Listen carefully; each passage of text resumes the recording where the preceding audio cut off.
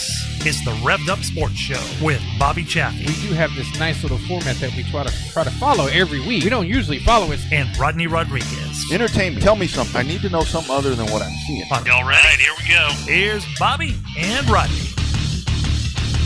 Hey, everybody. It's Monday, and it is cold as...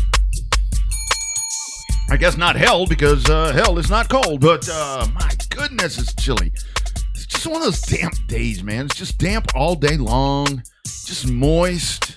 Moist. This is like the one time where moist is no good. I don't mind it cold, and I don't mind it wet. I just really hate it when it's cold and it's wet. How about hot and wet? Hot and wet works, too. Oh, my goodness. This is a PG program, however, sometimes... Well, especially today. Sometimes we slow... Oh, yeah, that's right. We do have a great program. Garrett Alberson is going to jump on here in just a little bit, probably, I don't know, just over 10 minutes out. Then we're going to talk to Lucas Russell. Cool story right there. Really cool story right there. That's a dude with a plan, it seems like. He definitely got it lined up. He definitely has some unique people to thank for his success there in his demolition derby car. Memphis Villarreal will jump on once again as we will talk with him after just another stellar season there for MV. And we look forward to chatting with him, all of our guests. And, of course, you can check in on the show as tonight we are obviously streaming on the Revved Up Sports Show page. We are also streaming on Race on Texas, our media partners there. But tonight also streaming on Lone Star Speed Zone. So just a little bit of everywhere. RevvedUpSportsShow.tv, RevvedUpSportsShow.com. Lots of places to consume this. All of the podcasts at RevvedUpSportsShow.com. At the conclusion of all of this, audio and video, the video part right here on all of those channels that we talked about as well. So I do want to start out here, Bobby, with because I went back yesterday and watched the 400. I went back and watched the South Carolina 400 from Florence, and I want to. You know, we've talked about it. I go on and on every time we go to the Roval. Man, my drunk ass always talking about, we did that way before anybody when we raced in Texas. Yes, I've heard that a time or two. Yes. Yeah. So have they. Yes. But I do want to say, all the rage late model stocks.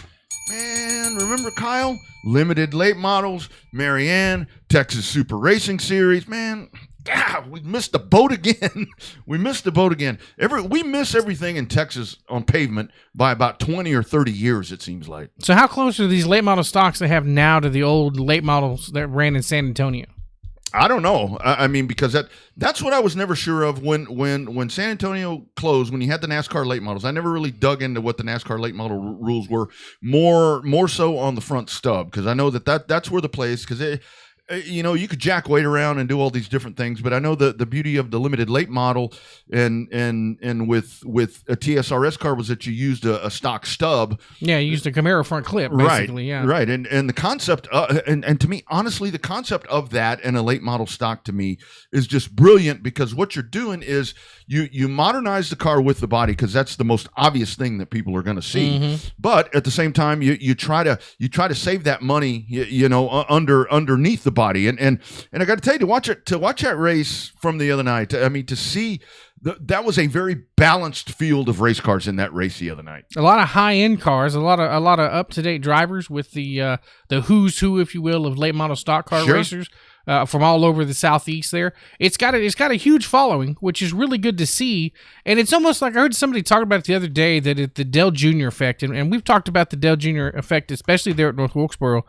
But what a lot of people are comparing this late model stock renaissance thing to is that Dale Jr. is doing the same thing for late model stock cars that Kyle Larson did for dirt racing as a whole, Outlaws, super late models, stuff along those lines a couple of years ago when he was suspended from NASCAR.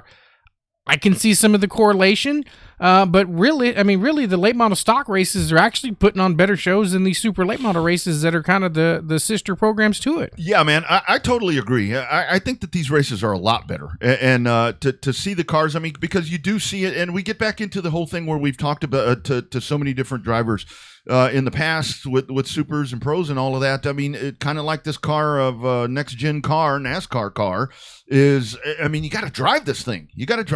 And this is where it puts it back in the hands of the drivers right there. And to see, the other night with Sam Yarbrough and Matt Craig and Carson Quapple and these guys that were just going at it. I mean, these guys were just going at it. They were leaning on each other a little bit, which is part of the deal right there. I mean, you had some incidents in there where stuff got, knocked around a little bit. And I thought the coolest part of it is what I like, especially about that race. And again, and back to the Dale Jr. effect, it was way later in that race before he became a factor.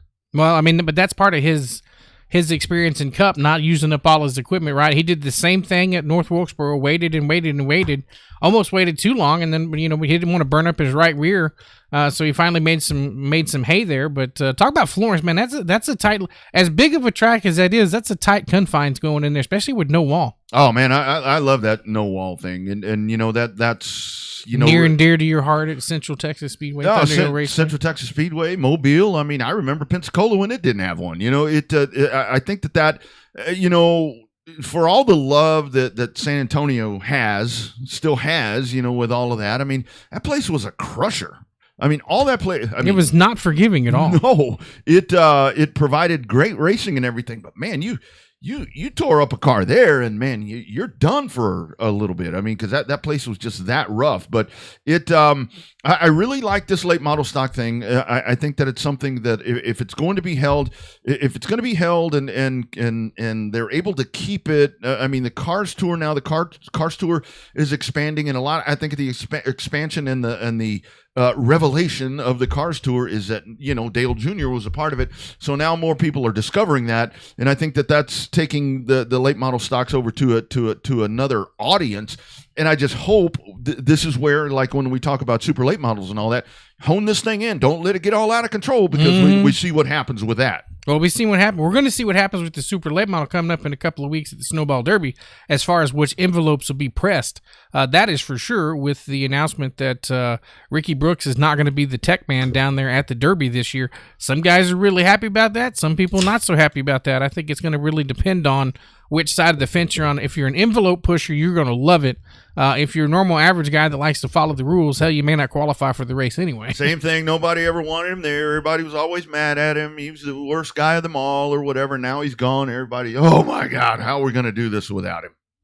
I mean, that's part of it. I mean, that's going to be the unique place. SOFS. Yeah. Same old thing. So that brings to the other question, because I posted something that I saw over the weekend where they were talking about a stock V8 series, and obviously what it is. I mean, it was on dirt. It's a factory stock is what it is. But so if Texas pavement racing can get up and rolling, I mean, I've been told, or I've heard 6, 8, 10 races, whatever the plan would be. Hopefully there was stars, and hopefully that's going to be the case. What do you think would be more something like that, a pro stock or street stock or whatever, or a late model stock? I mean, when I look at this, to me, late model stock, I think it would be the better option, simply because upper control arms, ball joints, I mean, everything is just so much easier to get if you're going to do that stuff. The aftermarket bodies, all of that stuff. You don't want to. I don't think that the V8 series, or whatever it would be called, would need to be a thing where you're out there building homemade bodies and doing all this radical shit that we see with the Outlaws, because that's the Outlaws. So I don't know. It's one of those things where it's got my wheels turning as to what would work better. Well, but see, it becomes the chicken or the egg right now. How many late model stock cars are out there, and within Texas? Not many. If a couple, handful maybe. Honestly, when people say, when everybody's like, drag your old super stock out, that's really what that is. I mean, because that's the true definition of that class, because that's where the super stocks and street stocks went all haywire, was when TSRS was no longer operating, and those were absorbed into what the modern day, what we were doing with the street stock. Those are actually what there's an abundance of. So I think that could be the answer, but then you've got to get, whatever that rules package would be. I mean, hell, look at what the Cars Tour's doing. Look at what the Cars Tour's doing, and change a little bit of the wording. You could, and there you go. But I still think you need some type of affordable / entry level V8 class. You can't. I get that the most affordable, most beginner racing class in Houston is the Eco Stocks. I get that. But there's a big jump between an Eco Stock up to a truck, because that's realistically the next thing, or to a super stock. Same principle. There's a lot of stuff you got to learn before you get into a truck and or a super stock, a street stock, outlaw, whatever that jump is. That there's nothing in the middle. Some don't care. Well, no, but some people don't have that. Some people still tear up a lot of shit one way or the other. And I think that's where, honestly, and again, here we are, way ahead of our time, again with all this. Oh my God, look at this cool thing that's come out, the cop stocks. Yeah, what's that look like? Hell, that's a grand stock. It's a grand stock. I mean, it's so. Now there's some of those sitting in the weeds. No, absolutely. I think that, I mean, a bomber, whatever. That would be fun in Houston. Yeah, whatever the hell. Yeah, because they'll hit the fence. I mean, get out there and you start running around the top side and go up in the cushion and all that. And yeah, I mean, that would be the one. I mean, that's free advice, guys. Bring back, call them whatever you want to call them. Call them the Astro Stocks or something cool, or get it sponsored. The HEB Astro Stocks or something. Boy, man, why don't we just blurt out ideas? Why don't we do this? Well, because we don't have the money. Why don't you promote the track? Well, we don't have the money to be the promoter. That's why. That's for damn sure. That's for damn like sure. Owen says, it takes a lot of money to be a promoter, and not a lot of us have a lot of money. You got that right. Speaking of that, looking forward to going. Owen called me up this weekend. He said, hey, what are you doing the weekend of whatever? He had actually asked me a couple of weekends back, and I said, I'm probably going to be doing some playoff football. I'll be on the march towards the state championship. Well, everybody I work for is out. So I'm going to head over to South Texas. Hadn't done anything in Corpus in a while. But yeah, I think that right there, that would be your class. That would be the entry level class. And you absolutely know the fans will go ape shit over that class. I guarantee you. They will, but it's not the same thing as a factory stock. A factory stock is not a beginning class anymore. No. I saw one for sale the other day, and it was $25,000. Yeah, no way. Race ready with a set of extra shocks. I'm like, oh, gee, thanks. Yeah, $25,000. Yeah, that's not an entry level class anymore. That's far from it now. No, I think honestly, if I were entry level class has stock shocks. If I were going to be a and I love the factory stocks. I mean, they look cool. I mean, they put on great races. Yeah, they do. And it's great drivers in there. But I think honestly, the more that I have thought about it, if I was going to want to race. I was going to want to race a stock car on dirt. I'd give me a damn IMCA stock car. Hell, that way, once I get older and retire from being able to work, hopefully someday, hell, go out and tour a little bit. Go to Boone, do all these cool things. I think that's what I would do. And plus, that's that whole consistency, or not quite as consistent, of IMCA. Well, I mean, you have the sticker book. Yeah. The sticker book with IMCA, with all the IMCA stamp parts. But I mean, I think that's the difference between the dirt and the asphalt, though. There's already many successful, we'll call them stock related classes there on the dirt track. It's where it's missing in the asphalt track is where that's the problem with it. There's all kind of dirt stuff all over the place that the combinations are working, but to transfer that over to an asphalt track, that's where the real money's going to come from to figure out how to do that. Right, and that's where it gets so weird when we talk about that stuff because, on dirt, it's like there's no lack of stock or appearing steel-bodied V8 classes there, but, pavement, it's just another story. But that's some discussion that we can pick up a little bit later on as we dive back into that. We're going to the Lone Star Speed Zone hotline tonight, powered by Computer Age Automotive in Cedar Park. Great folks out there. And this is a popular one. This one is a guest that we've been trying to get for a while, often requested, and finally got him. Finally got him on a cold night in Texas. It is our man, Mr. Garrett Alberson. Garrett, how we doing, my friend? Good. How are you guys doing? Man, we're doing well. We're doing well, buddy. Let's just trace this thing all the way back. We'll get into the current day stuff, and I want you to know your family loves you the hell out of you. I hope you know this. Yeah. Oh yeah. Super blessed on the support for sure. How did this all start, man? How did this all get started for you? Well, I mean, I guess if you want to go all the way back, Uncle Steve, Uncle Rick there in Texas, and my dad started racing pavement cars, Longhorn Speedway, and I was too little to remember it, but that was my first experience at a racetrack, and just kind of grew up around it. Got into full size dirt cars, I think 2004, we had dirt super truck class in New Mexico.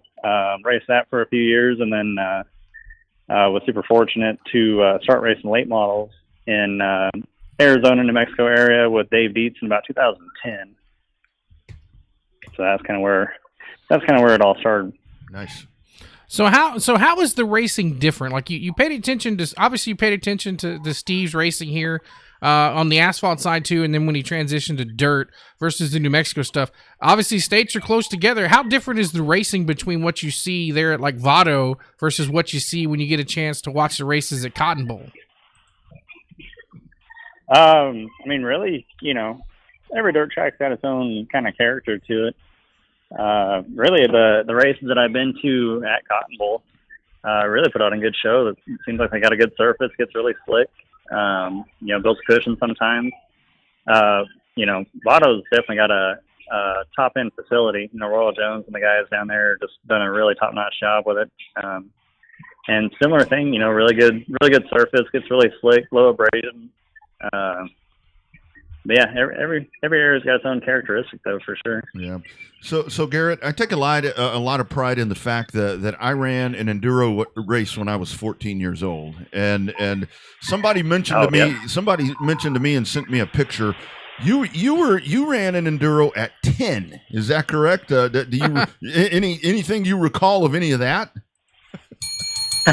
Yeah, that was, I guess technically that was, I kind of forget about it sometimes. That was probably my first real experience in a race car. Kind of skipped the go-karts and stuff, I guess, and went right to enduro. But yeah, I don't think that it was one of the first enduros that they had there in a lot of years, and I don't think they had a lot of rules involved. And so when they realized that there was a 10-year-old kid racing, the next year they'd moved it to 13 years old minimum. And so I didn't get to race for another couple of years, but, yeah, that was pretty neat experience. We had, I think I got spun out one time, ended up on a dirt mound for the light pole and ripped the transmission lines off of it. And we went back into the pits, and somehow my dad's like a genius when it comes to jerry rigging race cars. And he got these transmission lines back on this thing somehow. And we went out there and finished the race. We were quite a few laps down, but we finished the race, had a good time. That's awesome.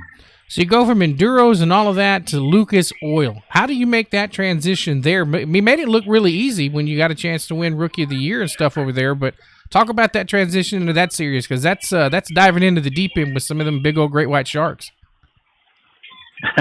Yeah, it's pretty serious. I guess it's just kind of a path. It seems like it all happened real quick, but it was just a real intentional path over a lot of years. I kind of wonder about that myself, but then you go back and kind of go through each step of the way, and it's just a lot of decisions made in the direction of racing that kind of got us there. Had to sacrifice a lot of things, a lot of time, and just kind of went all in on the lifestyle. Mm-hmm.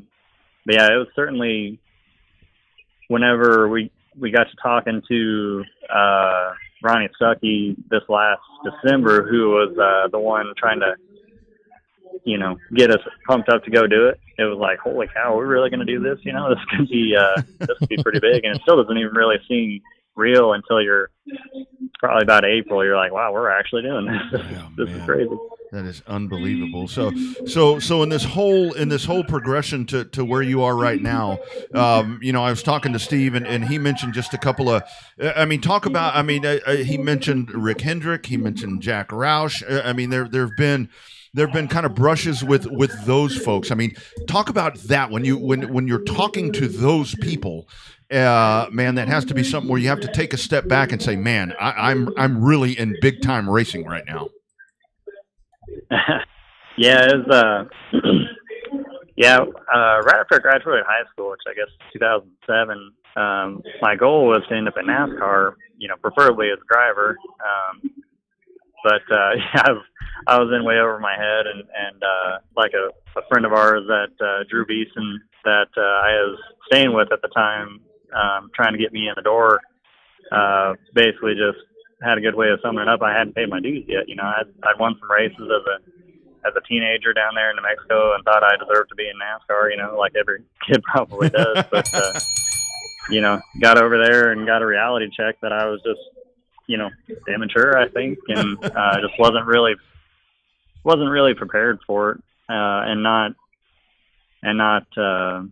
tough enough, just like mentally tough enough to do the whole thing.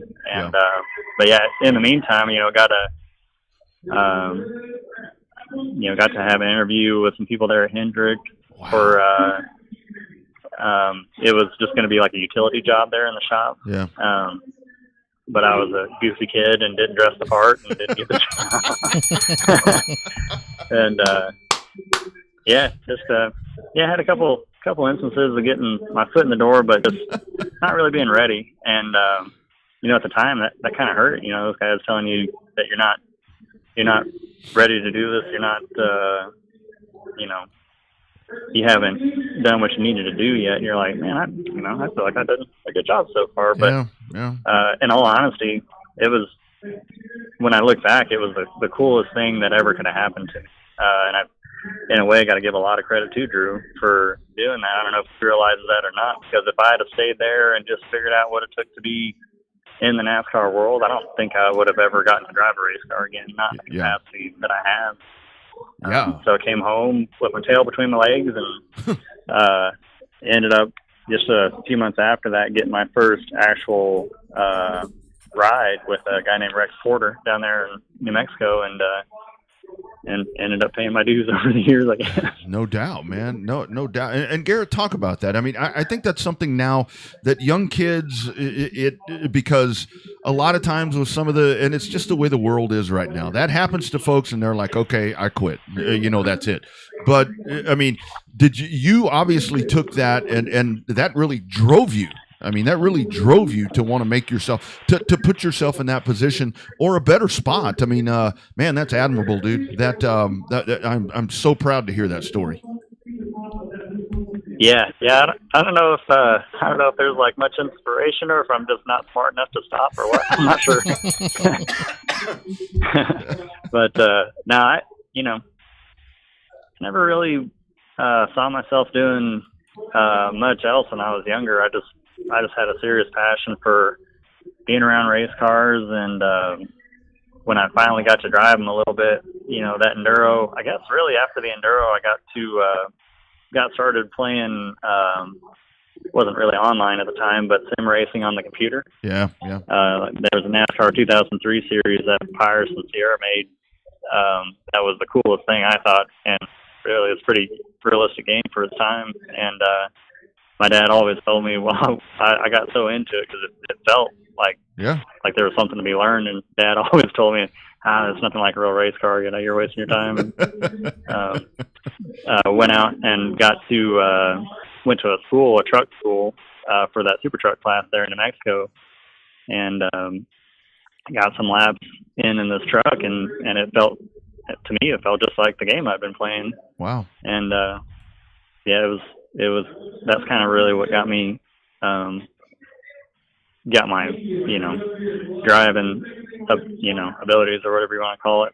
My mindset for getting behind the wheel, developed, and something about every time you pull on that racetrack, whether it was in the game or in real life, it was like, this is what I want to do. Oh, yeah. It's awesome.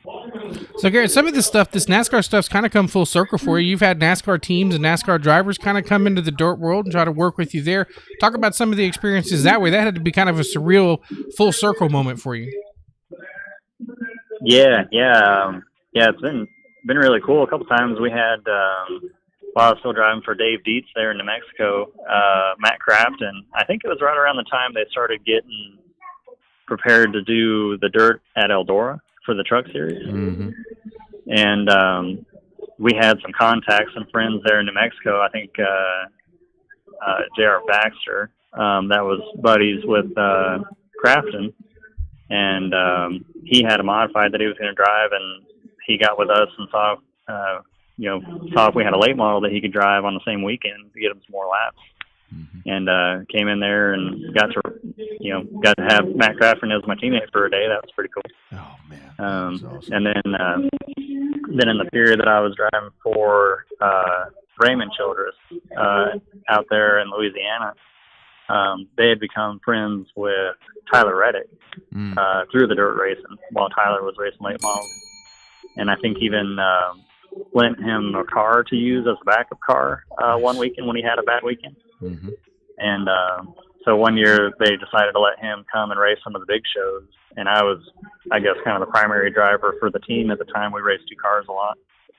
And so Tyler came in there and raced some of the big shows. I think we went to Wheatland for the Show Me 100, at Batesville for the Topless 100, and had Tyler Reddick there. And that was really neat too, because I'd never really been around him. And he's really cool, really humble dude. Really, him and Crafton both are awesome to be around. So yeah, like I said, it was pretty, I guess, a full circle in a way to be able to be around those guys and interact with them and learn from them and stuff. Yeah, that's a very cool thing.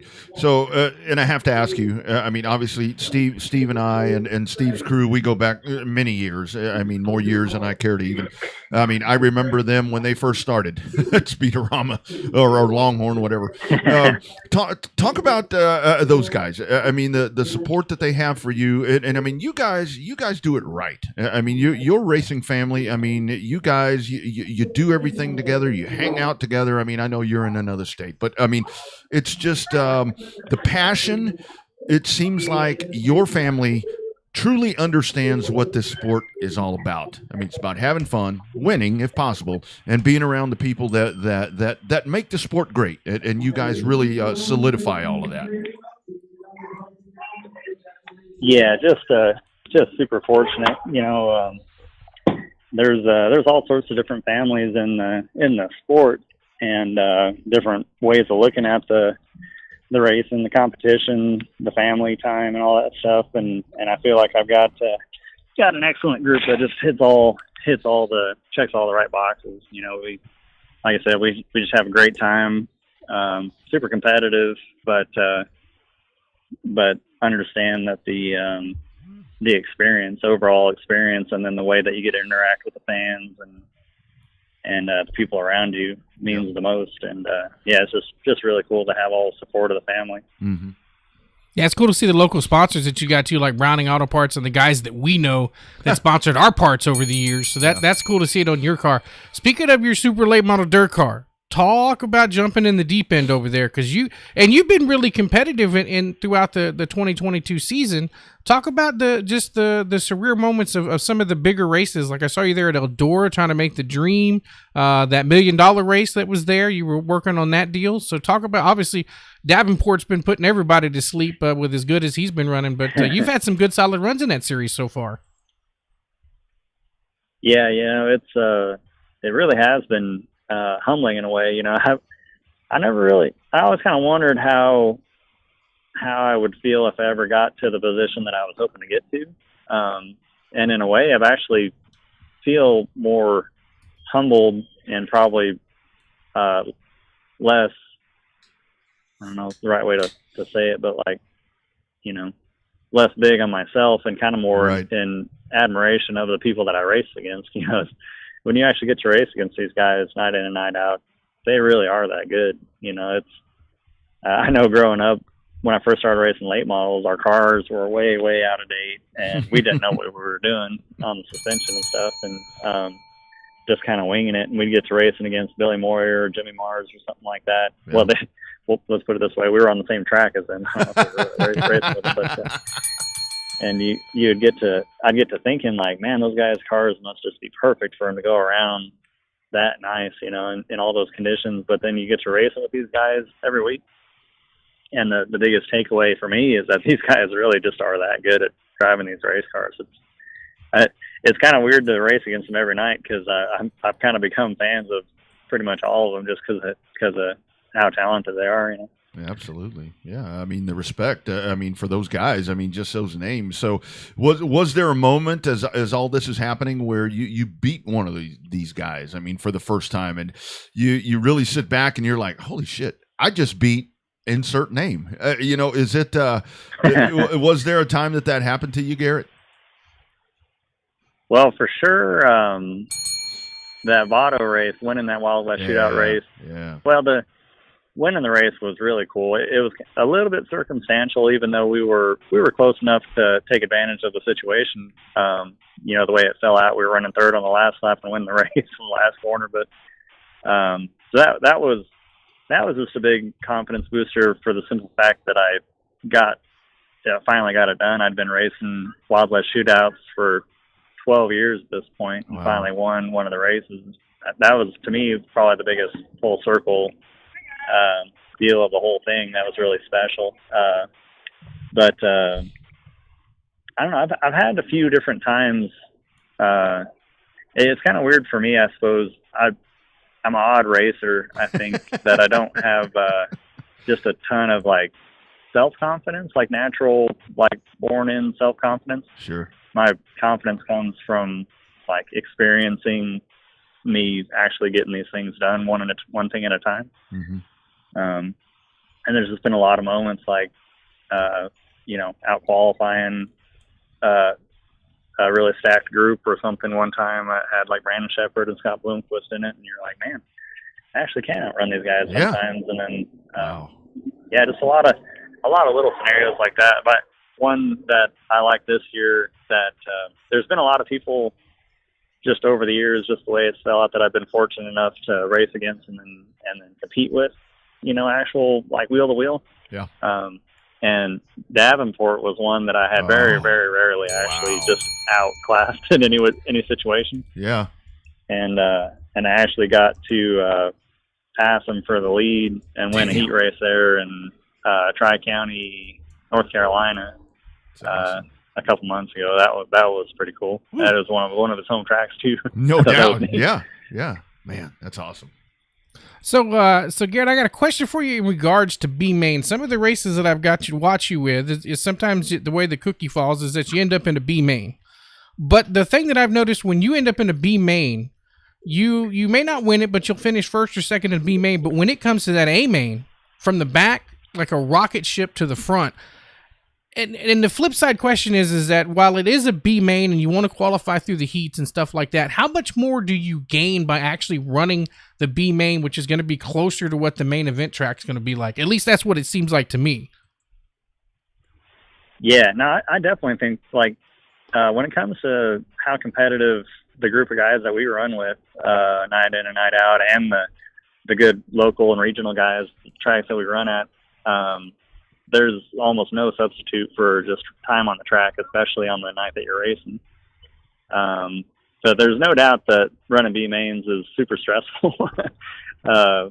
We're fortunate in our Lucas Oil series that we have, provisionals and stuff if you're just having a bad night. But you never want to use them if you don't have to. It's kind of like wearing a dunce cap or something. You're just like, man, I just do a good job. But no, I don't know.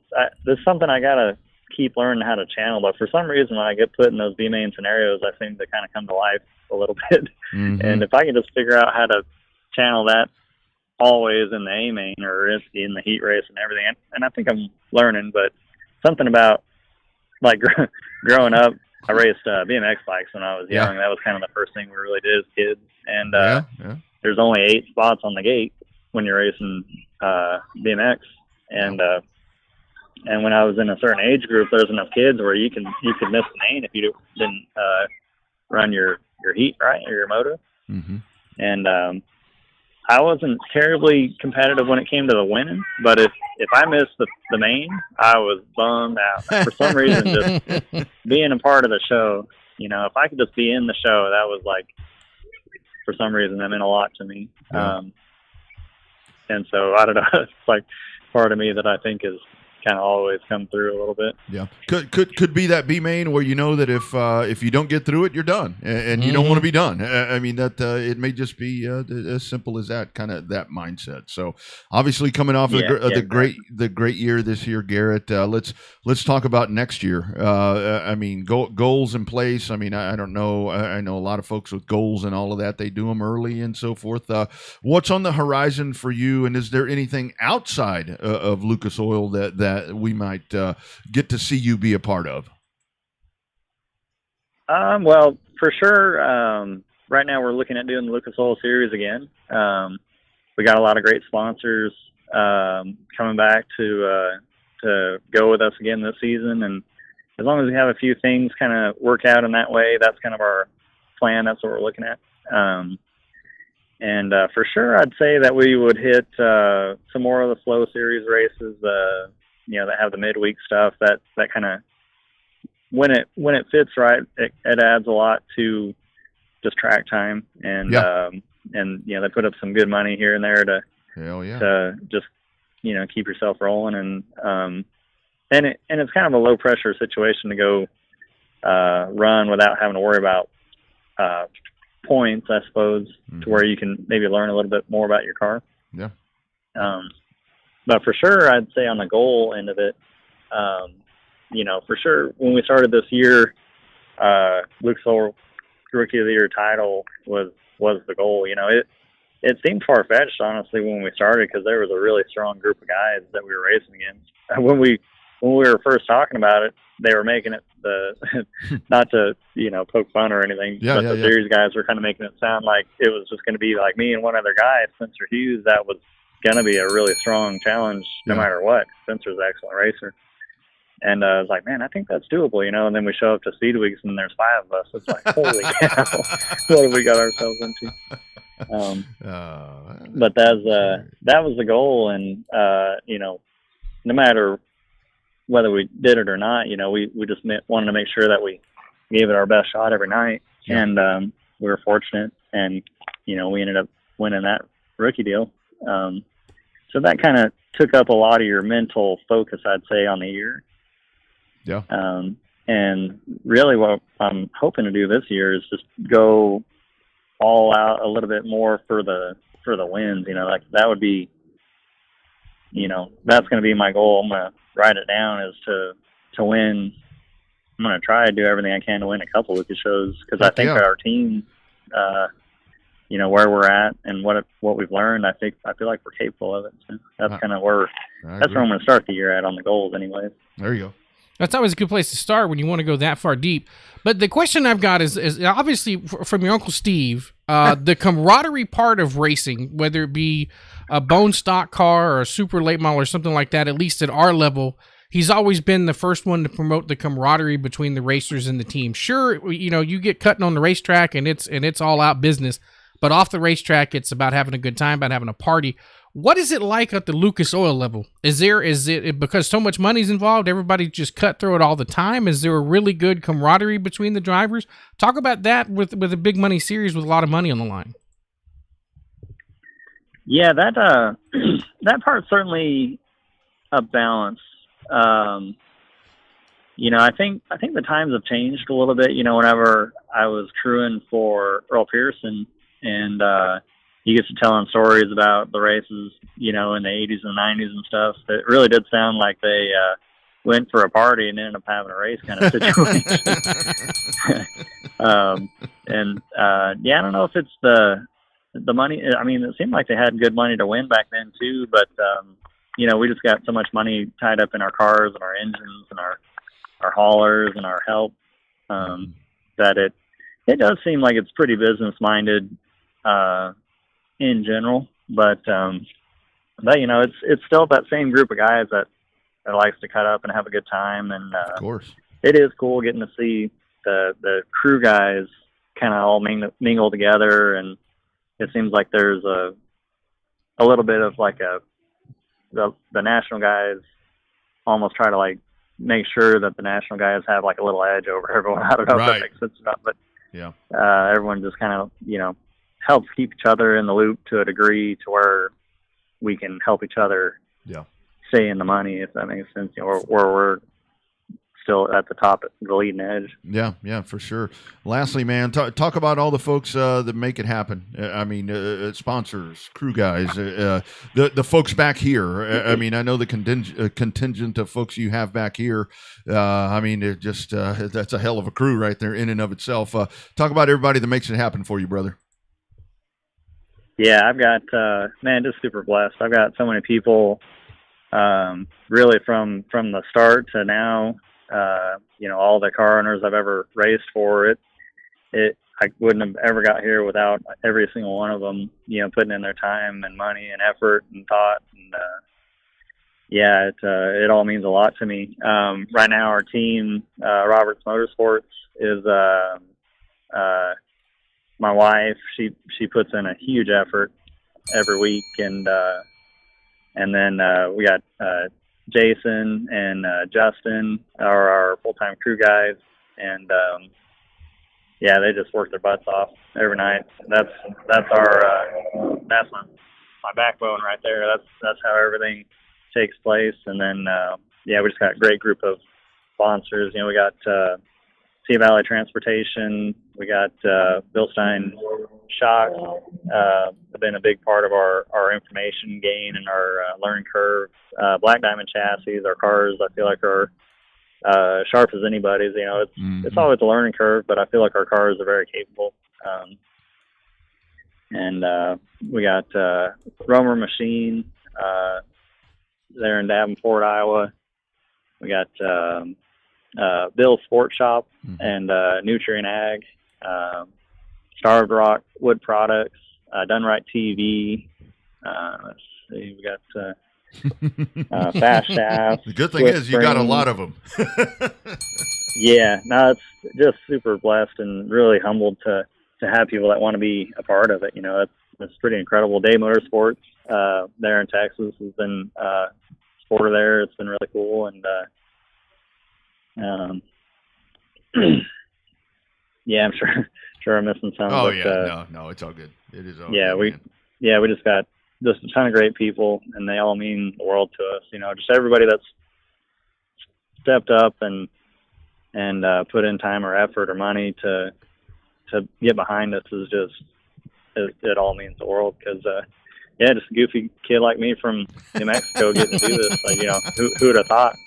So it's cool to have all these people behind us. Oh, dude, that is the best part of the story right there, man. That is the best part of the story. Congratulations on all the success, and keep doing it, man. I know back home we are all so proud to call you one of ours, and keep doing it, dude. Look forward to following you in the years to come, and congratulations on what you've accomplished. It's really cool.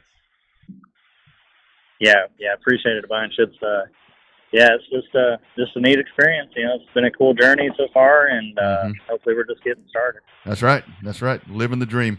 Go get it, man. We'll talk to you soon.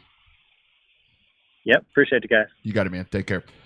There he is, Garrett Albertson, and that seriously it is, and I loved. Humble is hard to find a lot of times, especially when you get to the success level that he has had. But I mean, right there, I heard him like when we were talking about, racing with some of the guys and maybe outrunning some of the guys. He didn't want to say names. It's like when I'm able to, whatever, and then finally he threw some out there. But it's like, man, that's how you conduct yourself, and good things happen to good people, and that's a cool thing. So is racing kind of like a different sport? Like they always say, you never want to meet your heroes, right? Because once you meet them, you find out that they're a-holes or that they're just not very nice people or something like that, right?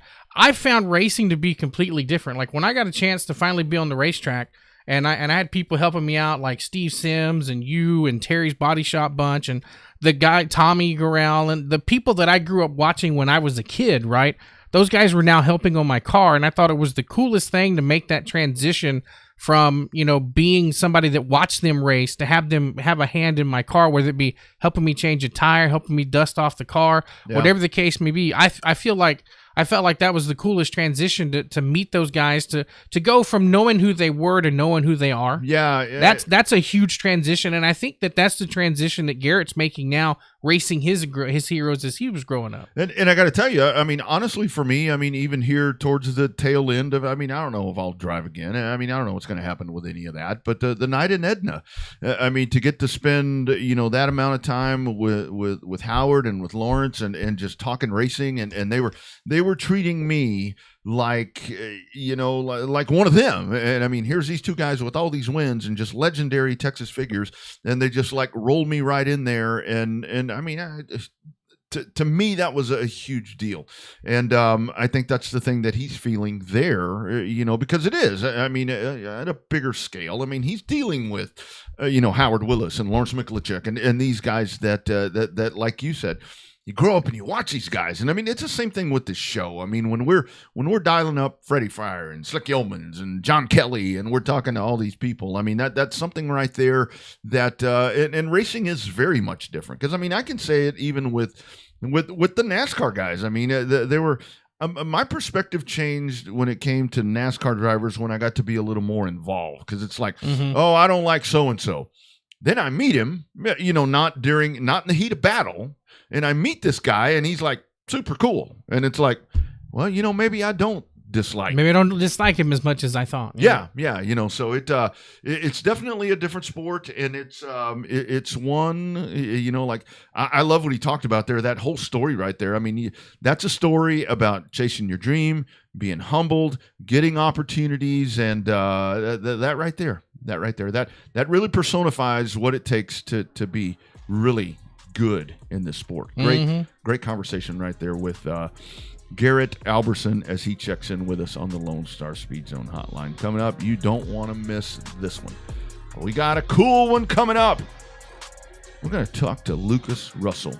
If you don't know who that is, you finna find out, and it's coming up in about a minute. This is #Real Race Talk from Texas. Stick around, friends.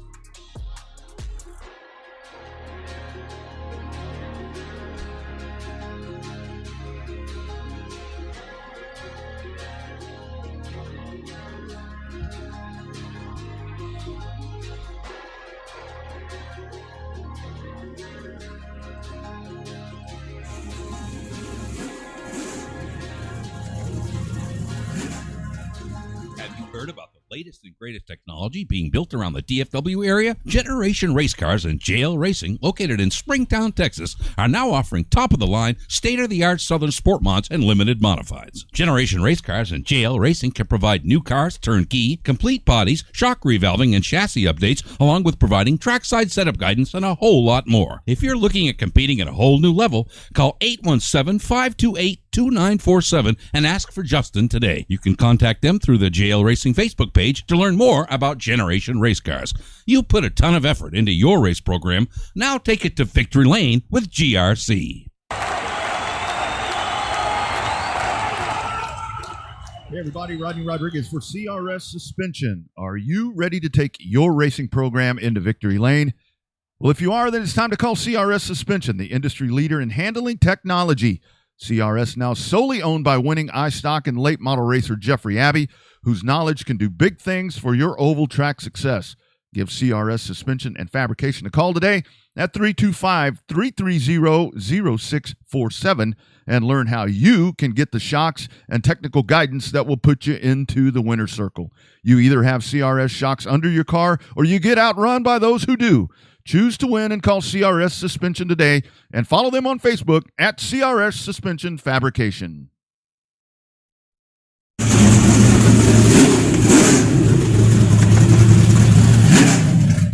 Have you heard about the latest and greatest technology being built around the DFW area? Generation Race Cars and JL Racing, located in Springtown, Texas, are now offering top-of-the-line, state-of-the-art Southern Sport mods and limited modifieds. Generation Race Cars and JL Racing can provide new cars, turnkey, complete bodies, shock revalving, and chassis updates, along with providing trackside setup guidance and a whole lot more. If you're looking at competing at a whole new level, call 817-528-2947 and ask for Justin today. You can contact them through the JL Racing Facebook page to learn more about Generation Race Cars.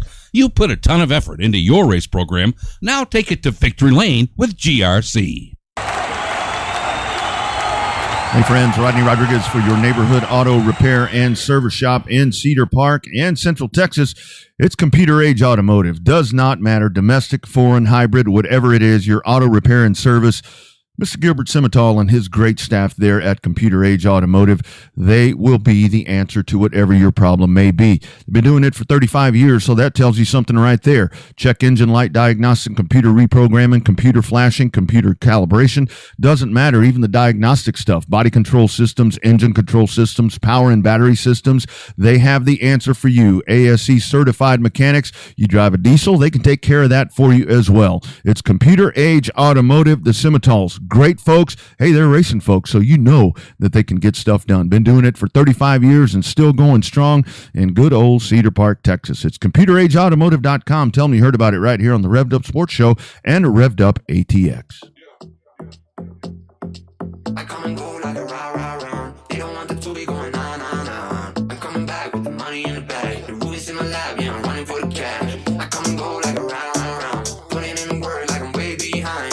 Still trapping on the load, lurking in the mode like I'm running from the pole.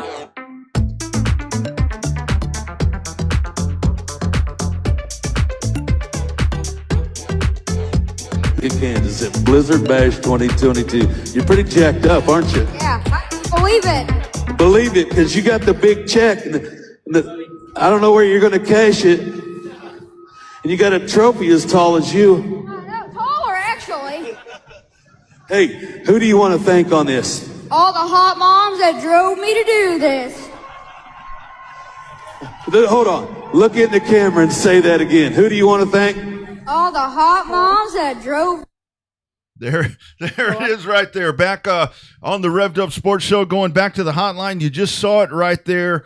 That is Lucas Russell, and he is about to join us. Lucas, do we have you, my friend? Yes, you do. Oh, man. Welcome to Texas, buddy.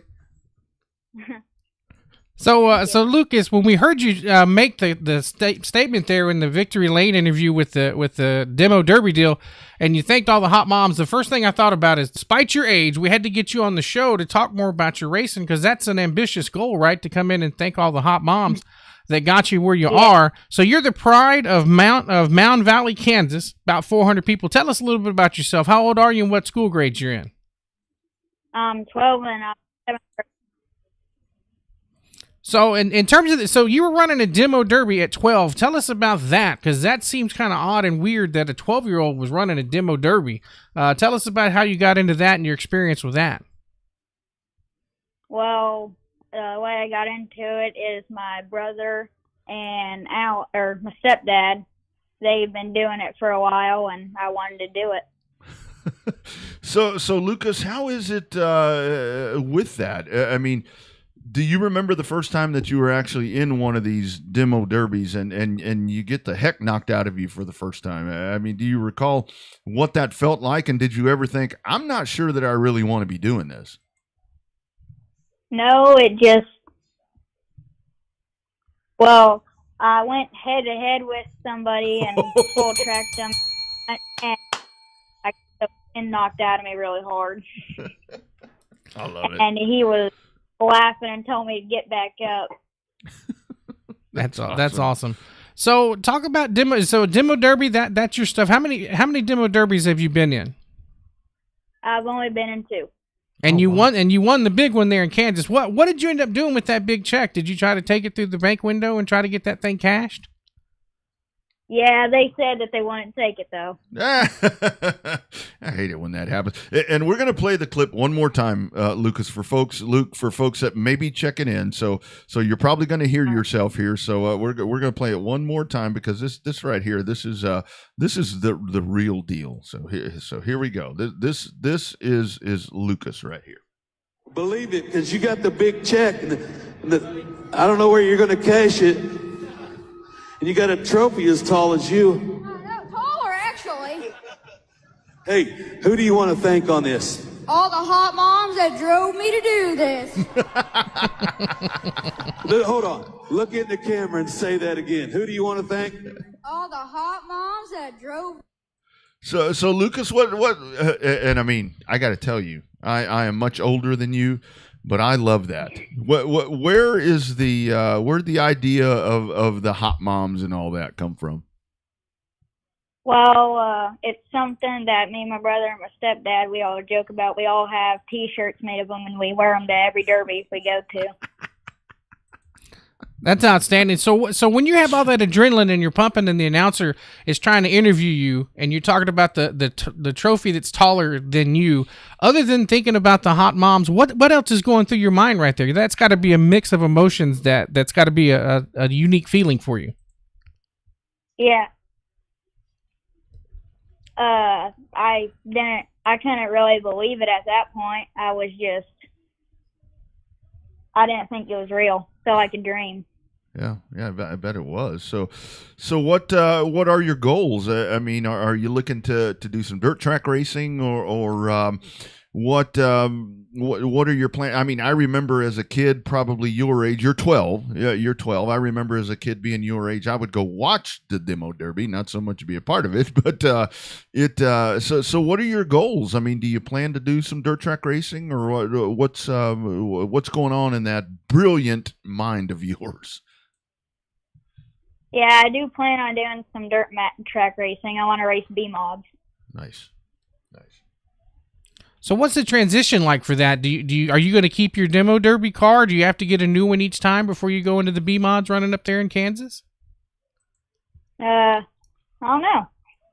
about to find out. We are about to find out. So you mentioned there your stepdad and so forth. Talk about everyone that supports you, and have and I've got to ask, because I'm just a dude. Do you have a nice following of hot moms that come out to watch you when you're in one of these deals? Yes, I do. Oh! I've been doing it wrong for years. We both have been doing it wrong for years. For years. Oh, I'll be damn. I always had ugly men watching me. Bobby, I'm sorry. No, that's all right. So the B-mod, talk about how old do you have to be to run a B-mod? Do you have to wait a couple of years before you get into one, or can you get into it now at 12? I got to wait a couple of years probably before I can start doing it. Oh, well, that's an unfortunate wait. I guess you got a few more demolition derbies. You could find a few more hot moms in that time that you got to wait, because that'll put you about, 14, 15 years old by then? Yeah, about that. Oh, yeah, man. You'll be hitting your prime about that point. That's right. So what? Hot grandpa too. I love it. So what do you do? I mean, a young stallion such as yourself. I mean, other than just crashing cars up and being an internet sensation, what else do you do for fun? Any sports, anything like that you mess around with, or is it on point with doing this? Yeah, I like to ride dirt bikes, but I also do basketball. What position do you play in basketball? We're not quite sure yet, but still practicing. That's exactly right. That's the way that works. So you got to figure out, you got to hone your craft. So let's talk about dirt bike racing. I mean, because to me, I've always thought that I love motocross. I love supercross. I love all of that. That's a sport right there where you've really got to have some big, middle portion of a male body to get out there and do that, because that's a very demanding sport. I'm not really big. I don't want to race dirt bikes. I just like to make ruts in the yard. Oh, there you go. That's a smart way. That's a smart way. It gets you in trouble with the parental units, but it keeps you from getting hurt jumping bikes on hills and stuff like that. That's right. That's the way to do it, right? Speaking of parental units, we got to say a big thank you to your mom. Your mom has been your unofficial PR person for, at least through us, for about a week now, and it's been fun interacting with your mom, trying to get you on our show. So we want to say a big thank you to your mom, Jamie, for helping us out, getting you on the show. Because like I said, when we saw the video, the first thing I thought is our core group of guys are going to love you and the line you dropped, and we just had to get you up on the show. Yeah, nice. Yeah, she's saying thank you right now. Oh man, absolutely, man. It's our pleasure to have you on here. And so how after the video comes out, and I mean, just the way, I think so much of that is just the confidence that you had, with all of that. You played it just so well the way that you did that. Have you had a lot of folks reaching out? I mean, do your friends see it? I mean, so what do your friends think about your hobby? This is kind of not, I know a lot of younger folks, maybe they play video games and do all this other stuff. I'm not sure that they're like into the demo derby. What do your friends think about your high risk hobby? Some of my friends, they don't want to do it, but they all think that it's a good idea that I'm doing it. That's right. Better you than them. So how does it feel to be an internet sensation? I know the video that we played had something like 4,000 or 5,000 shares on it on Facebook. I don't have a TikTok, and I don't know how many times I've seen it come through with different people on TikTok. How does it feel to be almost world famous now at your age, at the bright age of 12? It feels really good. I bet it does. Yeah. I bet it does. Way more social views than what we got, that's for sure. Yeah. And actually, I want to check in here. I think your grandmother's checking in, so there you go. I mean, even more, folks checking in for this. So what's Thanksgiving plans for you guys? I mean, when's your next derby? What's on the horizon for you, Luke? My next derby is June 3rd at the Brian Isley Memorial in Coffeyville. Oh, okay. So that little ways out. Got a little ways out for that. So, in terms of, my wife is a teacher and my sister's a teacher. So we always get asked the question, when we talk to the young kids, what is it that you want to be when you finally grow up and get to adulthood? I mean, is it your goal to be a full-time racer, or do you want to be like a farmer, or you want to be like an astronaut? What is it that you want to do? What is it you want to do when you get older? I want to go into the Marines for a couple years and try to be a welder. I love it. Nothing wrong with that. Nothing wrong with that. So with these cars, with your demo derby cars, I know with the demos that I've seen, how after a race like the one or after a derby like the one that you won, how beat up was it? I mean, is it something where you're going to have to go back in and you and the family are going to have to do a lot of work to get that done, or is it something to where you build it to where you don't have to do a rebuild, after one of these derbies? So on those cars, usually you will have to build another one. Mm-hmm. Okay. Because you can't play them up or anything. Yeah, that makes sense. So what made you enter this big one? Obviously, it's one of the biggest ones in the United States. Was it just something that you had circled on a calendar? Was it the family's idea? Or was it your idea to hop in this demo car and try to win this thing? Well, my stepdad, he was actually on one of the limited weld teams this year. It was Derby team. And that, since he was going, I figured I might as well sign up. I love that. So you guys, we're into Thanksgiving. Obviously, Thanksgiving plans. What all do you guys have set? Some family time. I'm sure if your family is like mine, you're gonna sit around and do your Thanksgiving, and then start talking about race cars and demo derby cars. Yeah, that's probably what I'm gonna be doing. Right on. That's perfect. That's the right answer for that. Yeah. So one question though. Now, this question about your mom. Now, a lot of moms get nervous like during normal racing, right? When you're running around in circles, inches away from each other. What is your mom like when you're out there in a demo derby car, beating and banging each other on purpose? Is she quiet? Does she jump up and down and holler for you? What have you heard about her reaction while you're racing? I've heard she's pretty crazy. Damn soccer moms. Soccer mom. Go from a soccer mom to demo derby mom. That's a new one. Oh man, that's crazy, man. Lucas, I seriously think, because we're pulling up a picture of you wearing one of the hot mom shirt, man.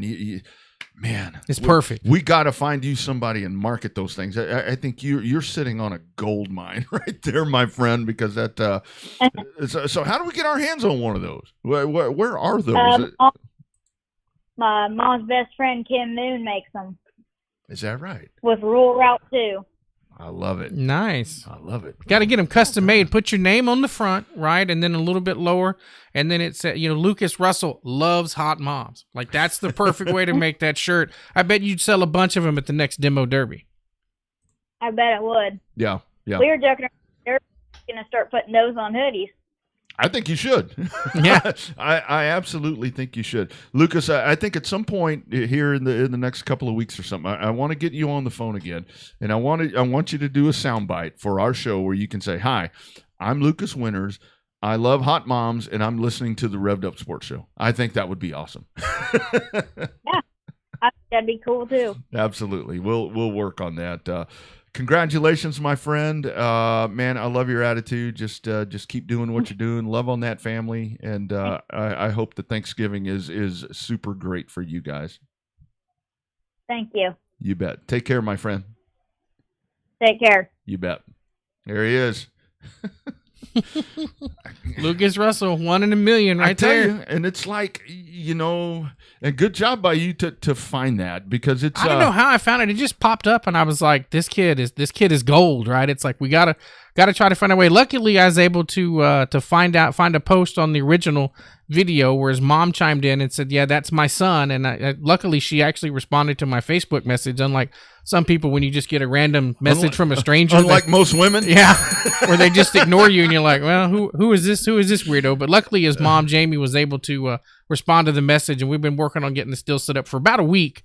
And like we said, we thank Jamie and the whole family over there for getting Lucas on for a little bit of airtime and showtime here with the Revved Up Sports Show in Texas. That's right, and we'll podcast this thing up and get it pushed out onto the YouTubes and all of that as a segment. Blizzard let's Bags take a look at it again. 2022. You're pretty jacked up, aren't you? Yeah, I can't believe it.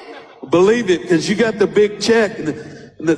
I don't know where you're going to cash it. And you got a trophy as tall as you. No, taller, actually. Hey, who do you want to thank on this? All the hot moms that drove me to do this. Best Hold line on. ever. Look in the camera and say that again. Who do you want to thank? All the hot moms that drove. I tell you, that one right there rivals The Preacher. Remember That's the same thing that Elizabeth said. Yeah, that kind of rivals My smoking hot wife, right? Yeah. That's the preacher guy. Yeah, kind of rivals what The Preacher did right there. And I tell you that kiddo right there, He's going places. He's got his shit together. I mean, because he was composed, and I didn't hear people telling him what to say. So I think he was shy there for a little bit. We can't tell him to take a shot or two before he comes on, like we tell some of our guests. He got it all. He did pretty good. I like the fact that he's talking about joining the Marines and Love that. talking about taking his time learning how to weld. That's a good thing. It's a very good thing. Very good thing. Stick around. Coming up, we go from Luke Russell to Memphis Virial. That's coming up. Hashtag Real Race Talk on a chilly Monday night from Texas. It is a Revved Up Sports Show.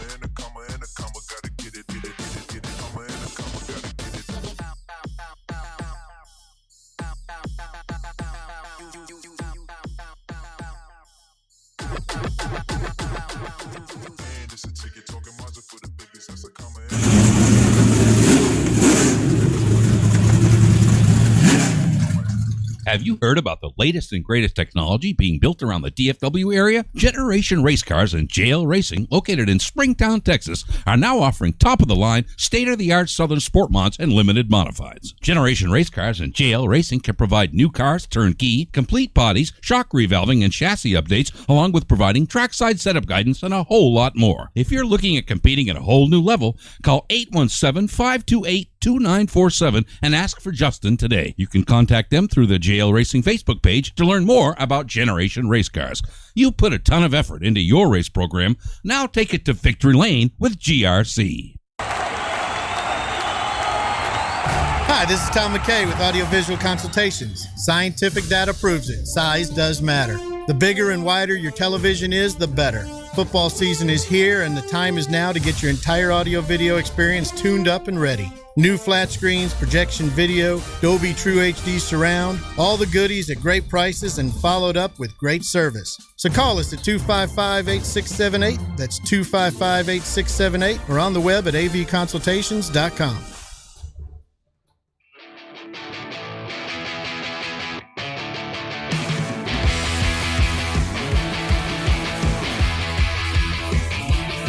Showtime, Bobby Chaffee, Rodney Rodriguez, and all of you checking in on a chilly Monday night. This Revved Up Sports Show rolls along.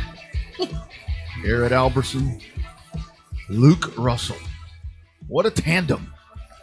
What a tandem. Good stuff. Right It there, worked out really good, didn't it? I tell you, I tell you, just you got to love that right there. When you get young kiddos, and that's the thing when we talk about getting kiddos involved, with the sport. For him right there, he has found what he likes to do, and I think getting into imagine when he starts racing dirt. It's going to be like, okay, don't lean on me. Yeah, he's you doing lean on me, I'm gonna run your ass over. Yeah, it's crazy that he's doing it at 12, right? Doing demo derby stuff at 12. That just blows my mind that they'd let a 12-year-old in. Maybe it's the same thing like they did with Alberson, where they're going to actually have to change the rules and allow a little older person to start racing there in the demo derby stuff. So that's pretty crazy. And I got to tell you, one of the coolest parts right there is when you asked about his mom. It's like, because you know how that goes. We remember all these moms here from Texas that go buck wild when stuff is going on out there. That right there, that's so cool. But I love that. I love that. Get them involved in the sport, get them early, and let's rock and roll and do this thing. All right, going back to the Lone Star Speed Zone hotline powered by Computer Age Automotive. One final time tonight. You got something else? No, just bring him on. I got a question for him. Bring him on. Oh, okay. And so obviously we've had our drivers of the year and all the different things that we've been doing. As we said, Bobby and I get no vote on any of that stuff. That's panels and whatever. But I can tell you one thing.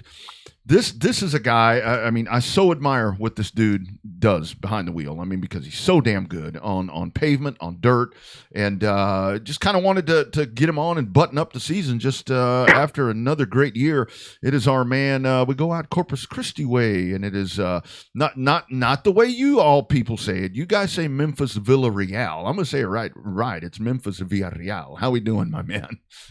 Good. How are y'all? Man, we're doing well. Thanksgiving, you ready for all that, man? This is where we were just talking to the young man before you. It's like you go, you hang out with family, and hell, before you know it, you're planning your next race.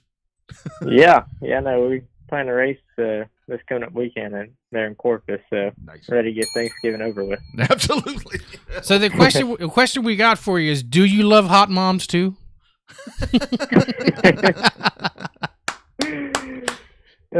It's okay. You don't have to get yourself in trouble with the better half over there. You can just nod your head. No comment on there. Yeah, no comment on that. We're not going to try to get you in trouble right before Thanksgiving, but talk about your season, man. I know I got a chance to interview you a couple of times down there in Texana when you went there and just kind of waxed the field a little bit.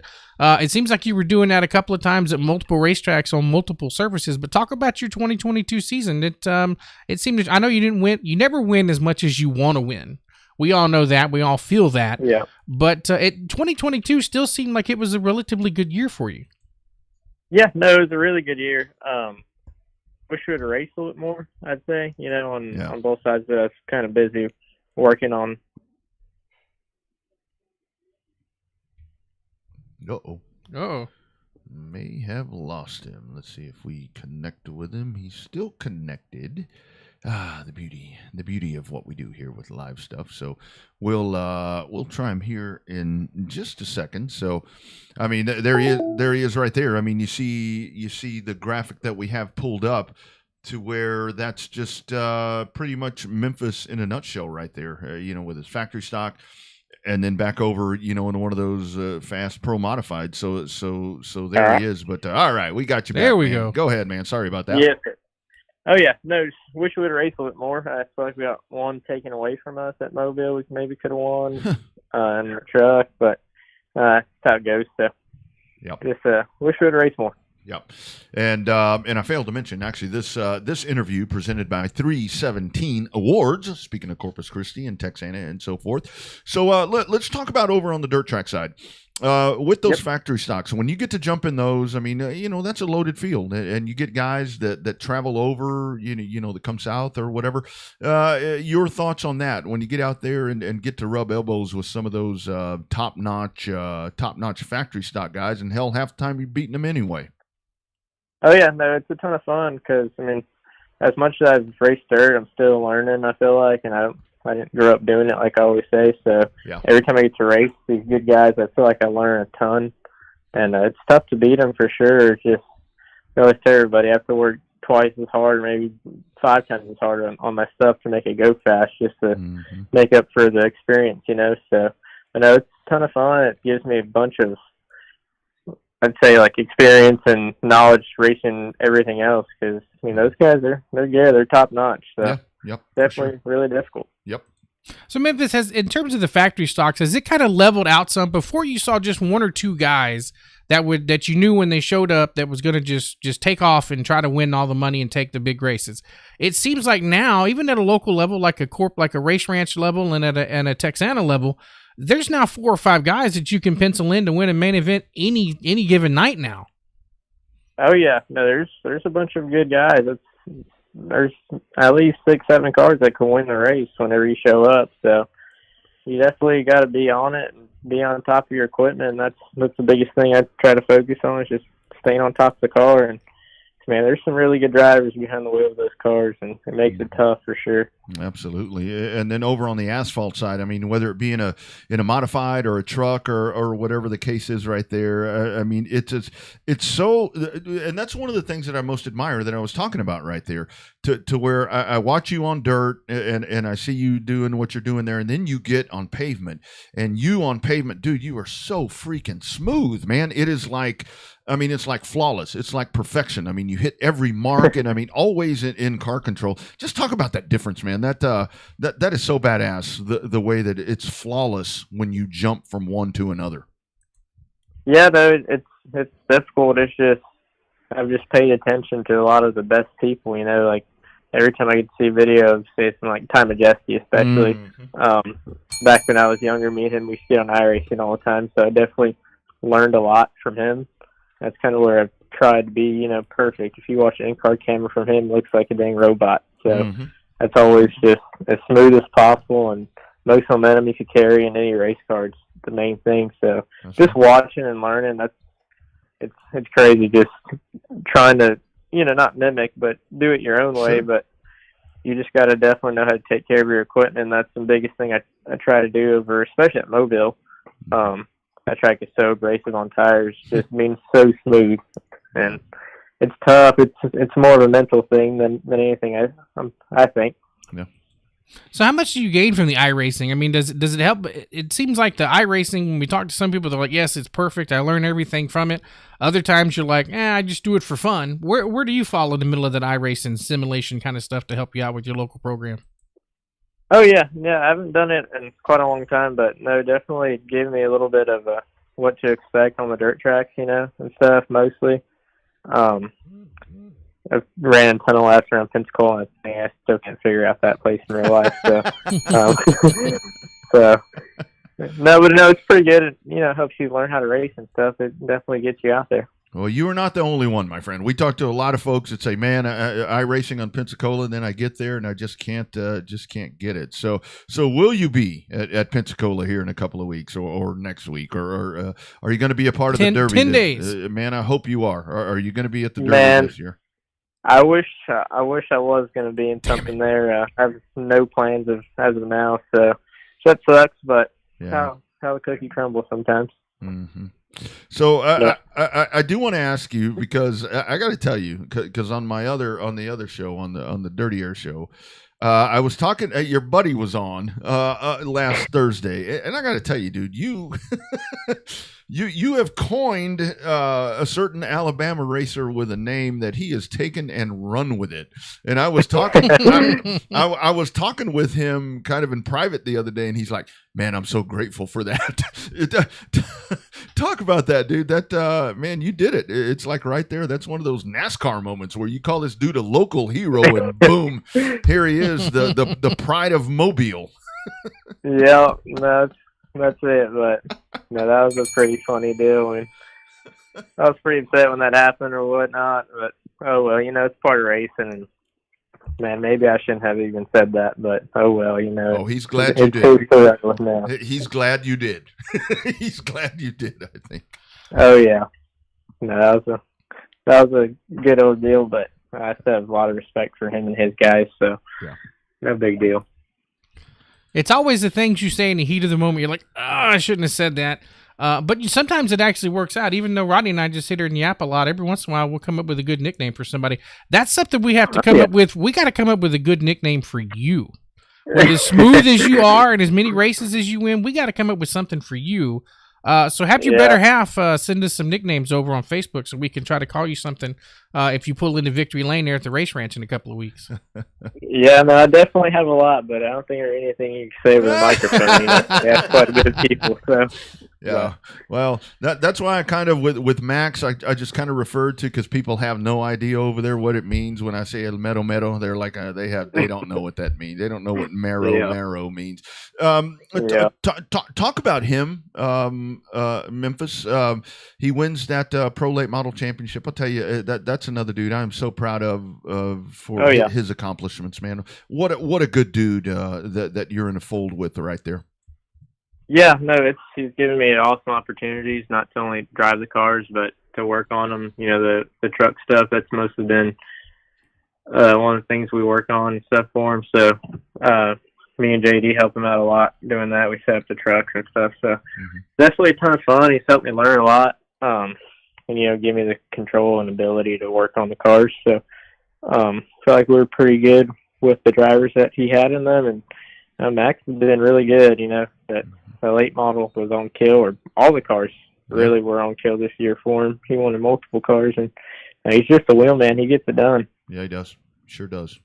So Memphis, talk about JD for a quick second here. We don't want to get his head too big, but he helps you on all that stuff, the dirt stuff, the asphalt stuff, all the good stuff. Talk about how cool he is for your race team over there. Oh yeah, no, he helps us out a ton. You know, I give him a lot of ideas to do the cars, and he does it. So thankful to him. Half the stuff wouldn't be on the cars that we do.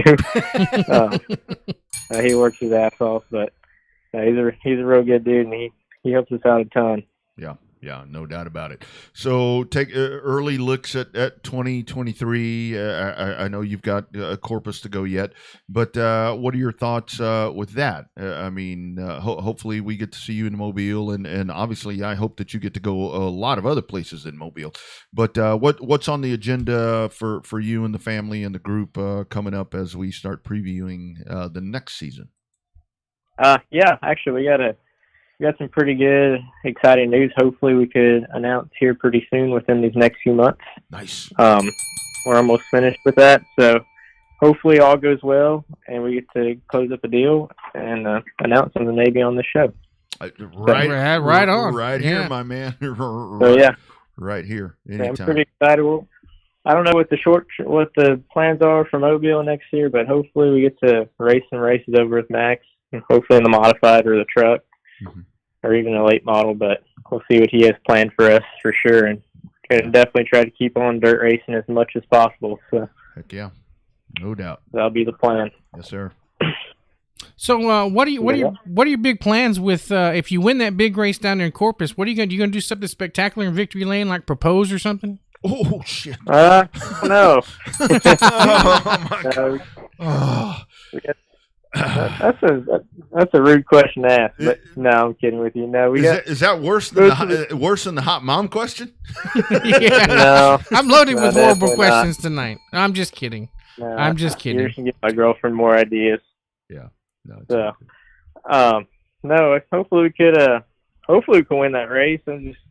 That's one race we're looking forward to. We won it last year, so yeah, definitely. I was looking forward to running Edna, and unfortunately that got rained out. So, hopefully we go back to back. We're trying to work on a deal to race a limited modified also over there, so that's bigger money. So hopefully that works out. Hopefully we win at least one of them if we get the opportunity to. Mm-hmm. So and I just love to ask. I mean, so Thanksgiving. What's Thanksgiving Day like for the Villarreals? Same thing I was talking about. Have some dinner and then start talking racing. Maybe watch a little football in there somewhere. Yeah, well, I don't know. I've never watched football ever. Oh wow! No, I'm not a huge football fan. I don't watch any sports side racing, but no, a whole lot of traveling for me would be at my girlfriend's house in the morning and drive back home from Houston for dinner. But yeah, a whole lot of road time. I got nothing to add to that one. That's Rodney's cutting me off. So. That's why you drive so well, because you don't give a damn about any of that other crap. That's exactly right. Yeah, exactly. That's exactly right. Memphis, thanks for taking the time, my friend. Congratulations on everything. And like I said, if I had a vote, I would have gone MV, but I don't have a vote, man. You are the man. Appreciate you and your family and just y'all's continued support of racing and just in general. I love seeing you guys at the racetrack. Oh, yeah, for sure. Hopefully get to see y'all more next year over in Mobile, and hopefully get some deals race season too also. So absolutely. Seeing y'all. You bet. Let me know on your announcement, dude. You got an open line here anytime you need it, brother. Yes, sir. All right, man. Thank you. Take care. Yep. You bet. There he is, Memphis Real. And just he's gonna punch me in the face next time he sees me. Yeah. Yeah. It just so he seriously is. He's just so talented. I mean, and Max is the same way. I mean, he and Max. I mean, they're cut from the same cloth right there. To where they just really are so good at what they do, and I love that right there where he was talking about with the Dustin Smith thing, because like when I was talking to Dustin, Dustin's like, man, he did me a favor or whatever, and that was a very heated moment there between the two. But again, that's this sport, and the whole thing is what I thought was so cool about that, and I don't want to dig into this whole thing too much, but I thought it was Memphis could have said, I got beat tonight by the asshole or something like that, but he said local hero. He said the local hero, and boom, here they are both laughing about it. And that's great. That's good. That's great. But that's how riverisms start, but that's how good. That's how and it's not an evil rivalry. I mean, it's a competitive rivalry, which is what you want, right? Hell, as an announcer, you got to try to find something to talk about other than the race sometimes. Yeah. There has to be drama in there somewhere. Yeah. Those two guys, they just want to beat each other, and that's great. And they'll do whatever they need to do within reason. Within reason. That incident that night with those two could have been a hell of a lot worse. They drove it hard, and it was one of those things. But that's the way that you see that it all shakes out. But before we sign this thing off, again, obviously this is Thanksgiving week, so I really do think it is a time to where let's go back in here. I mean, be thankful. I think for Texans, I mean, be thankful that you got a lot of dirt track operators and dirt track teams and all of that are working endlessly to come out and perform for you guys. And same thing with the deal there with John and everyone in Houston. Be thankful for that, because that's something where, and we've seen it firsthand so many different times. And I mean, I think the pandemic to me was on a larger scale to where, like, boom, it's gone. Mm-hmm. It's gone. I mean, so be thankful for what you have, and we love the sport, and let's enjoy it. Let's enjoy it. And a couple of things. Happy birthday. Speaking of Houston, happy birthday to John Alverson. Sure, absolutely. Belated birthday wishes from the show. Also, for those that were still giving Edna and Texana grief about canceling that race, as somebody that was in Edna on Friday night and Saturday night, let me tell you, it rained non-stop. And the best thing they did was cancel that show early so everybody could get their refunds on their hotel room. So hopefully that'll work itself out to where there'll be a big show opening up the season over there. But you'll hear about it here, hopefully first on the Revved Up Sports Show. That's right. And, it goes back to, put yourself in the shoes of in this case, Owen, to have to do that. I mean, there's so much more than this. I mean, because, we talk about it all the time. And especially with dirt, we talk about it to where, when we've talked to Owen and Marianne and just everybody, I mean the Kevins and everyone that we've talked to across the state and across the country when it comes to dirt track racing, the thing that we talk about is the question we always throw out is, when do you start prepping the track? And they're like, well, Wednesday or Tuesday or whatever it is. The other thing you got to think about, I mean, you're ordering beer, you're ordering food, you're ordering, all of that. All of that is going on, and having been not the ringleader of the back part of all of that, seeing it behind the scenes opens up your eyes like never before, right? You buy that shit and it's yours. Because the meat will freeze. John Mandelbach always told me one thing. He's like, I hate rainouts and I hate reschedules because the hot dogs will freeze and they'll be good the next time. He says all of those hot dog buns, all those hamburger buns, I'm out all of those because there's no way we can preserve those, and the buns cost a whole hell of a lot of money. Yeah, they do. And all of that is escalating right now. So, I mean, all of that. I mean, there's a lot that goes into that, and definitely a good call there with Owen. And like you said, I mean, the thing that Owen does exceptionally well is, I mean, sometimes you think, well, maybe he missed it, but he didn't miss it this time. He saved a lot of people money, because I guarantee you would all be singing a different tune, because like Bobby said, he was there. If you'd have driven down there Saturday in anticipation of a race, and I know you racers, you'd sit here and look at this app, and no matter if it's at 95%, you're still going over there because the race was still on. Yeah. And you get there and you can't run, you're going to be pissed. Because it was supposed to rain in the morning, right? They got the forecast wrong. It was supposed to rain in the morning and taper off. It rained all night Friday night. It was horrible all here. day Saturday into Sunday night. So it definitely was the right decision to cancel that one. So anybody still giving Edna and the powers that be over there at Texana grief, try not to. Shut your ass. In a loving way. It is Thanksgiving. Don't be so mean. Oh, sorry. Pipe down. Plus, we had a 12-year-old on. Ooh, that's right. I hope he's still not listening. Sorry, son. Do not speak like me. Speaking of the 12-year-old, a huge thanks, Garrett Alberson. Man, I'd heard so much about him. I'm just so impressed with the humbleness and how I saw somebody post something right there about good things happen to good people. That's a great example right there. Mm-hmm. Great example right there. Absolutely. That's and persistence pays off, right? When you have a goal, go for it and kind of get your bearing straight and continue to shoot for that goal. I got one of my trainers that says it's okay to fail, just never quit. It's okay to fail, just never quit. And I think that's a message you ought to take, all of you ought to take out of what you heard right there with Garrett. And if there's a dream, go chase it. Lucas Russell, I mean, what more do you need to? I can't pull it up again. Dang it. I pulled the file. But Oopsie. He loves hot moms, and hell, who doesn't? Yeah, so do the rest of us. Yeah, except Memphis. Except Memphis. And, of course, Memphis Virial right there. I mean, MVP. I mean, that dude, Memphis Virial, that is driver one right there, because that dude will drive anything. Just drive anything. Maybe that'll work. The MVP, Memphis Virial. Memphis Virial. It's better than South Texas sweet tea that I call Johnny Torres that he doesn't like, but he hadn't come up with anything else. We'd have to figure out something for the P. Memphis Virial. Puro. Puro Chingon. Yeah, but I can't pronounce that one right. And only Max would know what that means. Puro Chingon. Yeah, the day old Calles and I were over there talking Spanish on the front stretch at Mobile, I'm like, we better run. we finna get killed over here, but it's all good stuff. Hey guys, happy Thanksgiving. We'll do this again next Monday. # Real Race Talk from Texas. You gonna eat a lot? Maybe. Gonna spend some time with the in-laws and some of the Weiss family, and then probably chill out for a little bit for a couple of days. Going to a couple of big UTSA football games in the next couple of weeks, so gonna be a lot of fun. My football season is done, so I'm gonna just sit around, and hell ain't no racing to watch, so I do watch football. So anyway. You still got the Cowboys. Yeah, good stuff.